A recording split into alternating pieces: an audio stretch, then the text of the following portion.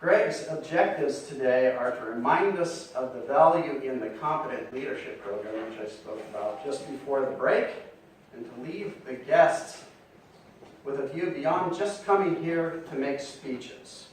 Length of the speech is 5 to 7 minutes. The title is Meetings, Heaven or Hell? Please welcome Greg Gudorf.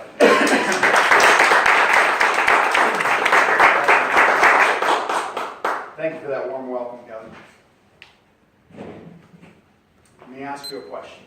How many of you have been in a meeting, not a Toastmasters meeting, but a business meeting, where you've said, "Wow, I'm in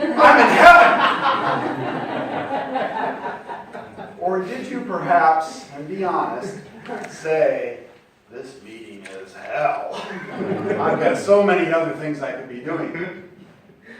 If that was your thought, I hope you didn't say it aloud. Mr. Toastmaster, fellow Toastmasters, and guests, I truly believe Toastmasters is the secret to making meetings heavenly. Can I get an amen? Amen!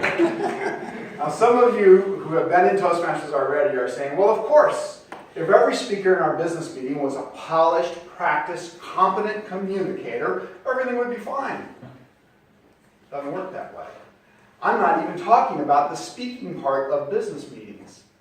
Instead, I'm focused on the competent leadership track within Toastmasters and how the skills from the competent leadership track can make heavenly meetings. Let me review with you a few things. On the board here are topics, subjects, skills from the Competent Leadership Manual. The first three: critical thinking, listening, feedback.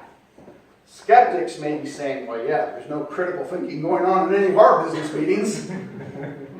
But it's the listening and the feedback that are really key to changing a meeting around. You've heard the saying, God gave us 2 ears and 1 mouth so we would listen twice as much as we speak.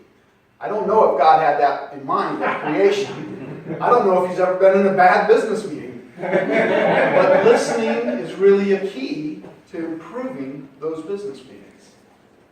Maybe your business meeting needs an ah counter, a grammarian, or my favorite, an evaluator, the feedback part. I like a meeting where there's somebody who takes the role of recapping what was happening during the meeting, including the action items, before anyone else leaves the meeting. Now, if your company's not ready for this officially, try practicing it on your own. No one will laugh. You will, though, walk out of those meetings knowing exactly how many ahs and ums which person said. And that'll give you a little insight as to how you might make a meeting more heavenly. Other skills within the Competent Leadership Program: time management, planning and implementation, organization, delegation, facilitation. These skills are the heart of the Toastmaster's role. And every meeting needs a Toastmaster.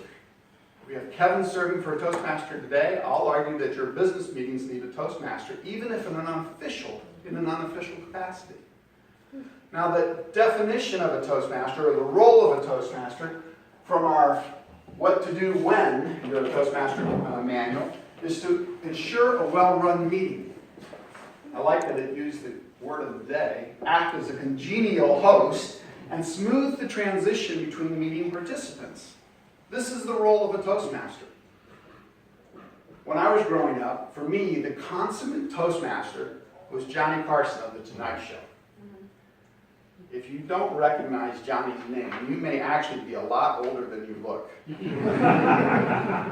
Johnny had this unflappable way of dealing with anything that came across his meeting, The Tonight Show, and he was willing to prod and cajole and push along guest members as well as audience members to make a successful meeting. That's the role of a Toastmaster. You can practice that here at Toastmasters and then take it into your meetings and move them from a hellish thing to a heavenly thing. These are the skills within the Competent Leadership Manual that you can focus upon as you work through these various exercises. The last set that I want to talk about is in the motivation, mentoring, and team building side of the Competent Leadership Manual. Important skills for anyone in business or in organizations such as the Girls on the Run, motivation and mentoring is key at all times. I remember when I was giving my first major business presentation to Sony management in Tokyo at headquarters. This was a big event. I was jet lagged. I'd just come in from New Jersey, that's where I was at the time, into Tokyo, jet lagged, but I was determined not to let the jet lag get in the way of the meeting. Now there were 35 or 40 or so Japanese, mostly engineers, in this meeting, and as the meeting began, the two most senior managers, seated in the seats of honor in the meeting, when I started to speak, they closed their eyes and bowed their head. I had just started my presentation. It was not motivating. The worst part was, as my presentation went through, about halfway, the older of the two was snoring. I swear he was.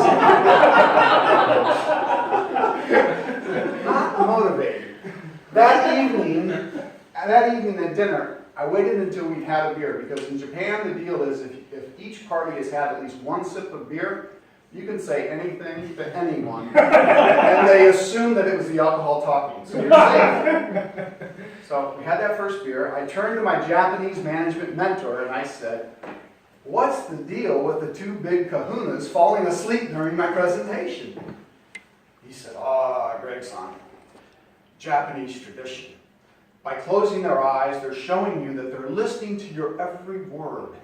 And they're also preventing their face from showing their reactions, so that the discussion is just about your topic. I thought about it. All right.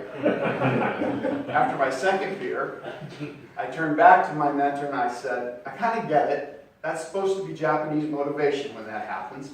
But what's the deal with the guy who fell asleep and was snoring?"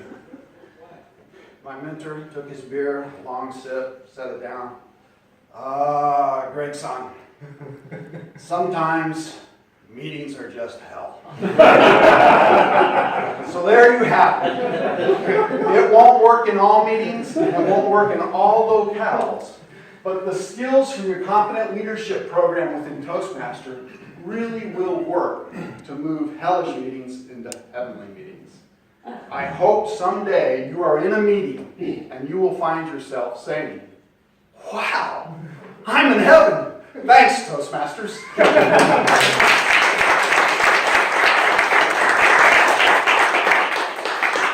Thank you, Greg. Really appreciate that.